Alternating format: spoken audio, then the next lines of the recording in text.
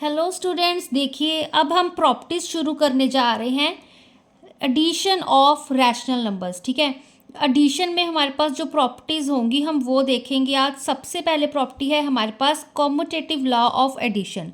Commutative law of addition क्या कहते हैं हमारे पास, sum remains same even if we change the order of addends. अब एडेंट्स क्या होंगे हमारे पास, देखो सबसे पहले हमने क्या लिया, दो रैशनल नंबर अज्यूम किए हमने x एंड y।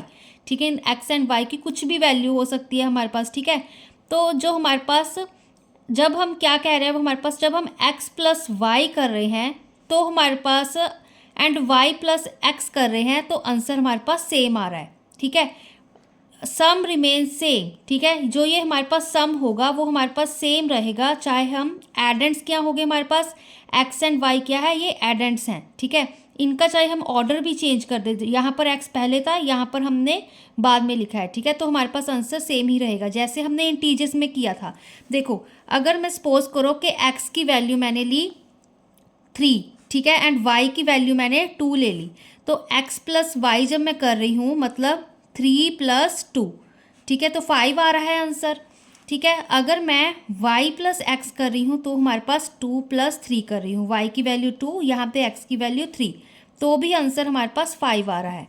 तो इसका क्या कहने का मतलब है कि जो हमारे पास x प्लस वाई है वो y प्लस एक्स के ही इक्वल है। ठीक है, इवन के हमने क्या किया, जो एडेंट्स का ऑर्डर है, ठीक है, एक्स वाई को हमने चेंज कर दिया तो भी हमारे पास आंसर 5 ही आ रहा था। ठीक है, सिमिलर हमारे पास केस होता है रैशनल नंबर्स का। रैशनल नंबर्स भी हमारे पास सिमिलर ही होते हैं कि चाहे हम उनका ऑर्डर चेंज कर दें बट हमारे पास आंसर वही आएगा। ठीक है, अब जैसे मैंने एक एग्जांपल ली -2/7 एंड हमारे पास क्या है 1/4। ठीक है, ये हमारे पास एक मैंने एग्जांपल ली। तो सबसे पहले देखो अब हम क्या करेंगे, x प्लस वाई करते हैं। ठीक है ना, x प्लस वाई करने के लिए x की वैल्यू हमने क्या ली -2/7। ठीक है, एंड y की वैल्यू हमने क्या ली 1/4। ठीक है, यहाँ पे नेगेटिव साइन कोई नहीं था तो यहाँ पे हमारे पास एडिशन कर रहे हैं तो प्लस का साइन आएगा। ठीक है ना, x की वैल्यू -2/7, y की वैल्यू हमारे पास 1/4 आ गई। ठीक है ना, तो अब देखो सिमिलरली जैसे हमने पिछली वीडियो में किया था, अब यहाँ पर देखो एलसीएम हमारे पास यहाँ पे 7 है, यहाँ पे 4 है। 7 एंड 4 में कुछ कॉमन होता नहीं तो इसका जो लीस्ट कॉमन मल्टीपल आएगा 7 × 4 कितना होता है हमारे पास 28 होता है। ठीक है ना, तो यहाँ पर हम 28 होता है तो चलो यहाँ पे सीधा सिंपली लिख देते हैं 28। 7 4 से हमारे पास 28। दैट मीन्स हमारे पास जो -2/7 है, फर्स्ट टर्म को हम किसके साथ मल्टीप्लाई करेंगे कि हमारे पास 7 को हम किसके साथ मल्टीप्लाई करेंगे कि 28 आए 4 के साथ, तो न्यूमरेटर को डिनोमिनेटर को 4 के साथ मल्टीप्लाई कर दिया। 7 4 ज़ा 28, 2 4 ज़ा हमारे पास कितना हो गया 8, यहाँ पे माइनस का साइन एज इट इज़।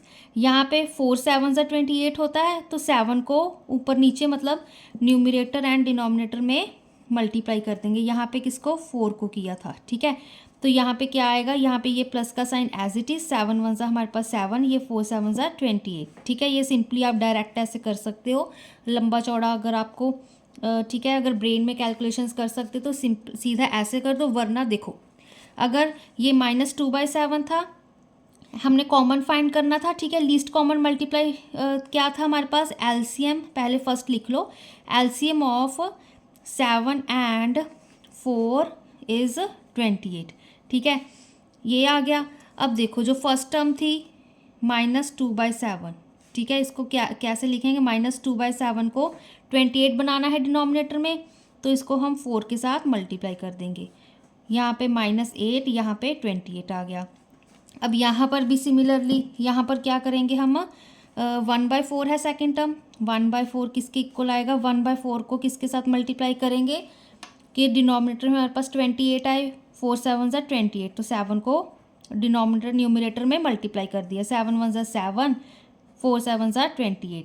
ठीक है, तो इन दोनों का क्या हो गया हमारे पास, मतलब जो -2/7 है उसकी वैल्यू -8/28, 1/4 की वैल्यू हमारे पास 7/28 आ गई। ठीक है, इन दोनों को ऐड कर देते हैं तो -8/28 प्लस ऐड करना है ना तो 7/28।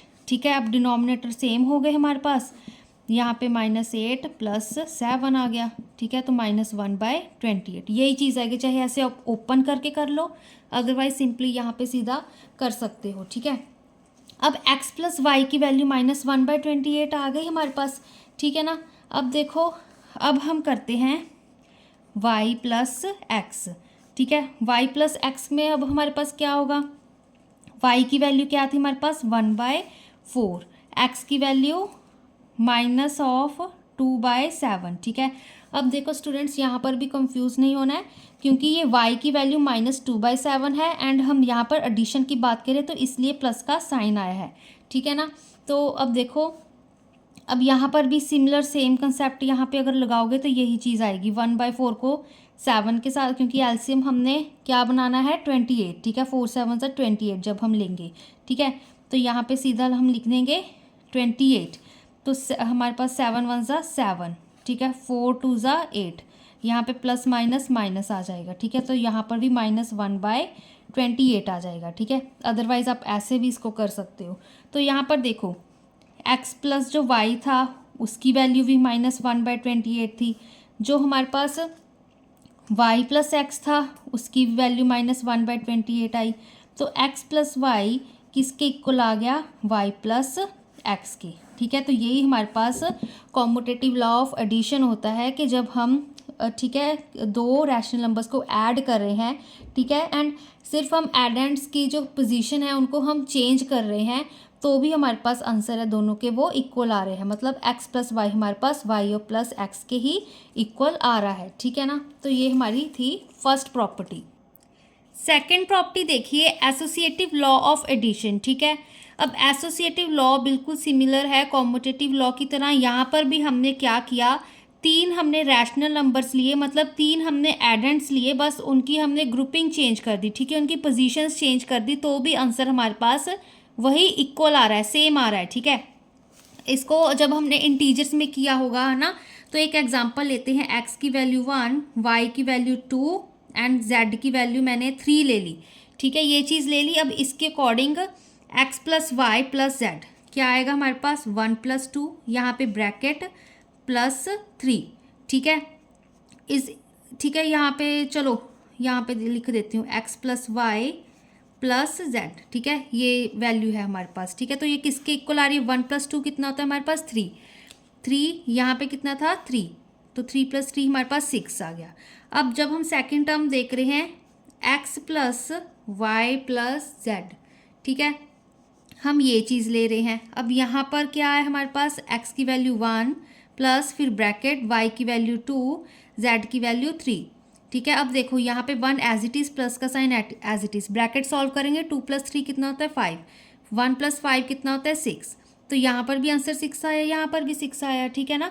तो इंटीजर्स में केस में देखा तो दोनों तरफ क्या आ रहा है हमारे पास, 6 आ रहा है। एसोसिएटिव लॉ हमारे पास एडिशन में सेटिस्फाई हो रहा, चाहे अपने एडेंट्स की, ठीक है, ग्रुपिंग ही चेंज करिए। जब हम रैशनल नंबर्स की बात कर रहे हैं, ठीक है, तो रैशनल नंबर्स में अगर हम देखो, मैं एक रैशनल नंबर की जब हम एग्जांपल लेंगे तो मैंने कौन कौन से लिए, x की वैल्यू 1/2, y की वैल्यू 2/3, z की वैल्यू 5/4, ठीक है। ये मैंने आपको ऐसे नहीं दी होंगी, x y z = दी भी हो सकती है, ठीक है, सीधा भी लिखा हो सकता है 1/2, 2/3, 5/4, ठीक है। तो यहाँ पे मैंने मेंशन कर दिया कि x की मैं 1/2, y की 2/3, z की 5/4, ये वैल्यूज़ ले रही हूँ। अब इसको मैंने एसोसिएटिव लॉ को सॉल्व करके दिखाना है, ठीक है। अब हम चेक करेंगे, देखो क्या आएगा हमारे पास। सबसे पहले x + y + z, ठीक है, ये चीज़ सॉल्व करनी है। अब यहाँ पर हम कैसे सॉल्व करेंगे, x की यहाँ पे मैंने ब्रैकेट डाली, x की वैल्यू 1/2 प्लस y की वैल्यू कितनी है 2/3, यहाँ पे प्लस का साइन, ब्रैकेट के बाहर z की वैल्यू 5/4, ये टर्म लिखी। अब हमने अंदर पहले सॉल्व करते हैं, अंदर हम एलसीएम लेंगे, ठीक है। 2 और 3 का कोई कॉमन मल्टीपल है नहीं है, ठीक है, तो लीस्ट कॉमन मल्टीपल 2 और 3 का क्या आ रहा है हमारे पास 6, 2 × 3 करेंगे तो हमारे पास 6 आ रहा है, ठीक है।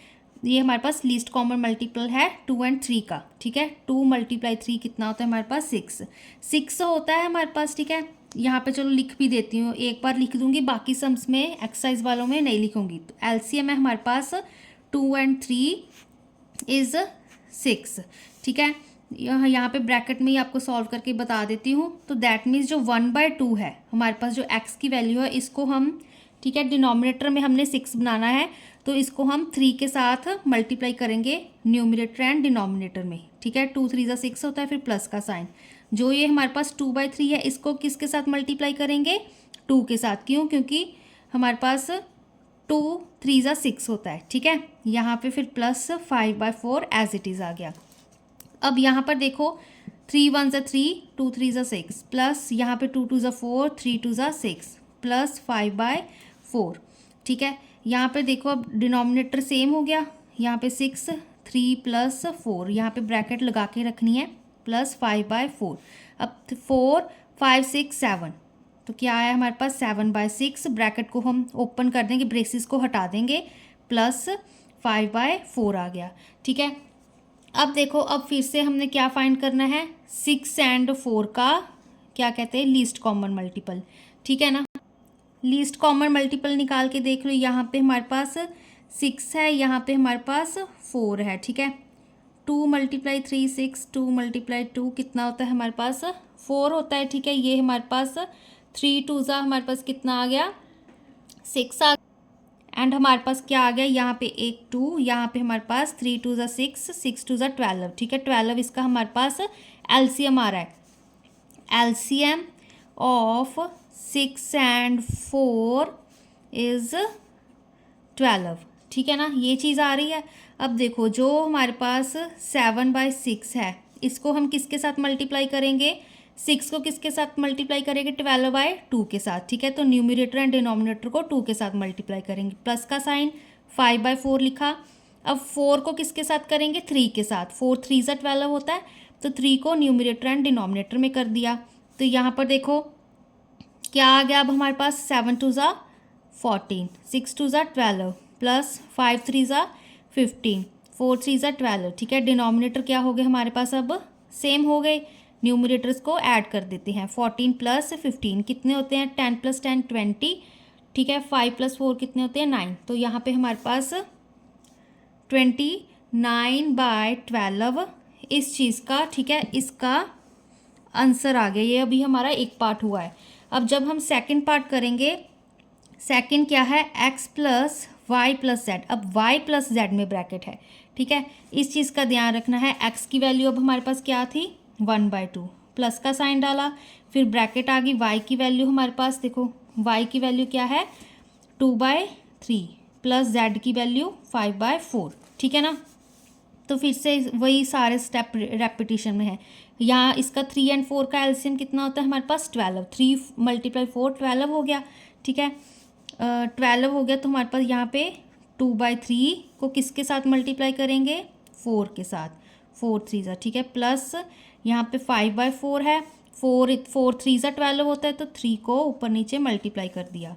तो यहाँ पे क्या आ रहा है? 1/2 प्लस 2 4 8, 3 4 12, प्लस 5 3 15, 4 3 12, ठीक है। अब यहाँ पे क्या आएगा? 1/2 ये एज इट इज़, प्लस का साइन, ठीक है। 12 एज इट इज़। यहाँ पे 15 + 8 कितने होते हैं हमारे पास? 23, ठीक है। 23 आ गया। अब यहाँ पे ब्रैकेट्स आप हटा सकते हो। 1/2 प्लस 23/12, ठीक है। अब देखो 12 and 2 का हमारे पास क्या एलसीएम होगा? ठीक है, इसके कॉमन क्या आ रहा है हमारे पास? 6। देखो 12 को कैसे ओपन करोगे? 2 × 6, 2 6 12, ये 2 तो हमारे पास 2 × 1 नहीं हो गया ना, तो ये एक हमारे पास 2 हो गया, ठीक है। ऊपर हमारे पास क्या चीज़ आ रही है? 6 आ रही है, ठीक है ना। तो ये हमारे पास यहाँ पर क्या आ रहा है? 12, ठीक है। यहाँ पे कर देते हैं इसको। देखो 1/2 को हम किसके साथ मल्टीप्लाई करेंगे? 6 के साथ, ठीक है ना। 6 को न्यूमिनेटर एंड डिनोमिनेटर में डिवाइड कर दिया। क्यों? क्योंकि यहाँ पे इसका जो लीस्ट कॉमन मल्टीपल है वो हमारे पास 12 आ रहा था, ठीक है। तो 2 6 12 होता है हमारे पास, ठीक है। प्लस 23/12 12। इसकी तो यहाँ पर तो ज़रूरत है ही नहीं, बस इसको हम 1 के साथ ही एक तरह से मल्टीप्लाई कर देंगे, ठीक है, क्योंकि यहाँ पे ऑलरेडी हमारे पास डिनोमिनेटर में 12 था।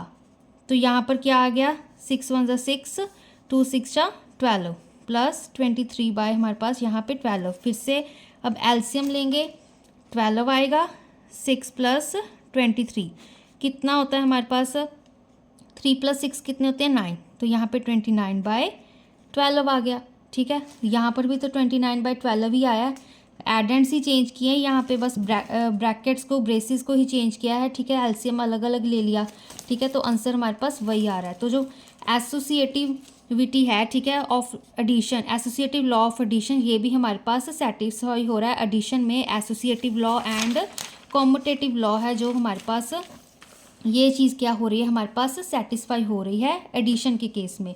तो इसकी बाकी जो 2 प्रॉपर्टीज़ हैं हम नेक्स्ट वीडियो में करेंगे।